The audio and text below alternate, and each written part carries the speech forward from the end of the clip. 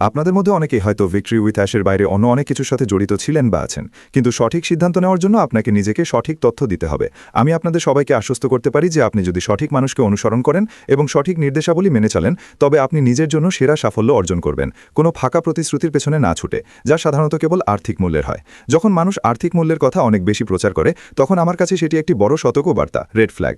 আমি বরং ভেতর থেকে এমন মান অর্জন করতে চাই যা আমাকে একজন ভালো মানুষ হিসেবে গড়ে তুলবে, যাতে আমি ব্যবসায়িক পরিবেশে সেটিকে কাজে লাগাতে পারি। কেবল আর্থিক পুরস্কারের প্রতিশ্রুতি চেয়ে এটি আমার কাছে কাম্য।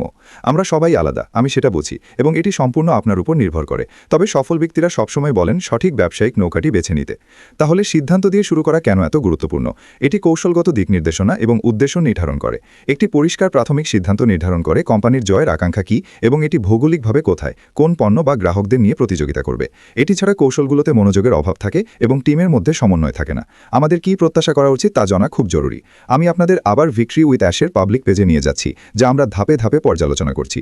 আপনি যদি সেই লম্বা পেজটি শুরু থেকে শেষ পর্যন্ত পড়েন, তবে কি আশা করতে হবে সে সম্পর্কে আপনি খুব পরিষ্কার ধারণা পাবেন। এটি সেই কৌশলগত দিক নির্দেশনা এবং উদ্দেশ্যের অংশ যা আমরা বুঝতে পারব।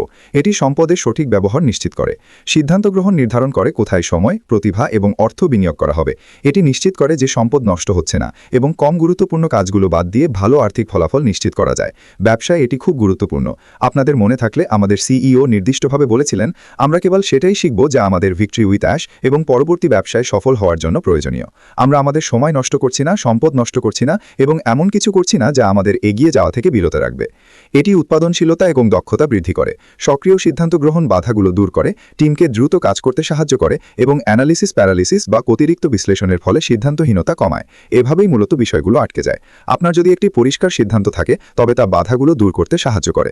এটি দ্রুত পরিবর্তনশীল বাজারে অভিযোজনযোগ্যতা এবং উদ্ভাবন নিশ্চিত করে। দ্রুত ও তথ্যভিত্তিক সিদ্ধান্ত নেওয়ার ক্ষমতা ব্যবসাকে নতুন ট্রেন্ড এবং প্রযুক্তির সাথে মানিয়ে নিতে সাহায্য করে, যেখানে দ্বিধা করলে সুযোগ হারানোর ভয় থাকে। আবার বলছি, আমরা সম্পূর্ণ নতুন কিছু করতে যাচ্ছি।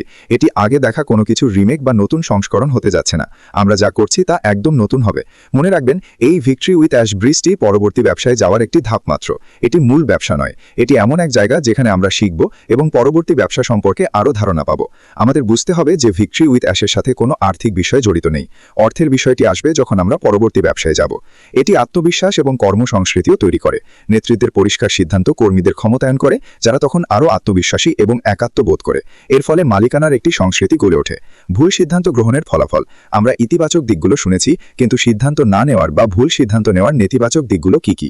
একটি দৃঢ় কৌশলগত সিদ্ধান্ত নিতে ব্যর্থ হওয়া বা ভুল সিদ্ধান্ত নেওয়ার ভয়াবহ পরিণতি হতে পারে।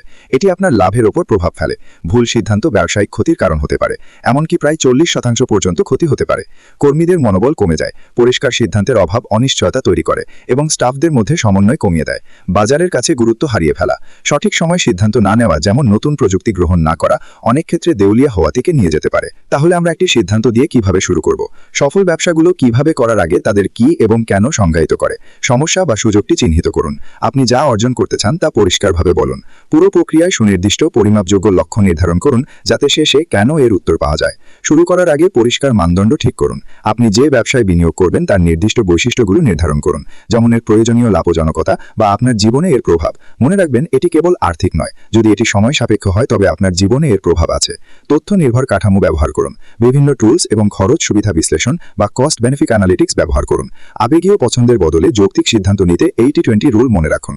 মনে রাখবেন, আপনি যা সামর্থ্য রাখেন তার কেবল 20% বিনিয়োগ করুন এবং 70% রুল গ্রহণ করুন। যখন আপনার কাছে প্রয়োজনীয় তথ্যের মোটামুটি 70% থাকবে, তখনই সিদ্ধান্ত নিন। 100% তথ্যের জন্য অপেক্ষা করা সাধারণত অনেক দেরি করে ফেলে। অনেক উক্তি আছে, তার মধ্যে একটি হলো ভার্জিনের বসের। তিনি বলেছিলেন, যদি আপনাকে কোনো সুযোগ দেওয়া হয় তবে হ্যাঁ বলুন এবং কাজ করতে করতে শিখুন। কিছু মানুষ যখন 100% স্বচ্ছতা খোঁজে, তখন তারা সেই সুযোগগুলো মিস করে ফেলে, যেখানে 70% তথ্যের উপর ভিত্তি করে কিছুটা ঝুঁকি নেওয়া যেত। যাই হোক বন্ধুরা, আশা করি এটি আপনাদের জন্য আগ্রহের বিষয় ছিল। আমি আগামীকাল আবার আসার চেষ্টা করব, কারণ আগামীকাল বুধবার এবং নতুন কিছু নিয়ে আলোচনা করব। আজকের জন্য আমার পক্ষ থেকে এটুকুই। আপনাদের সবার সাথে খুব শীঘ্রই কথা হবে। এখনকার মতো বিদায়।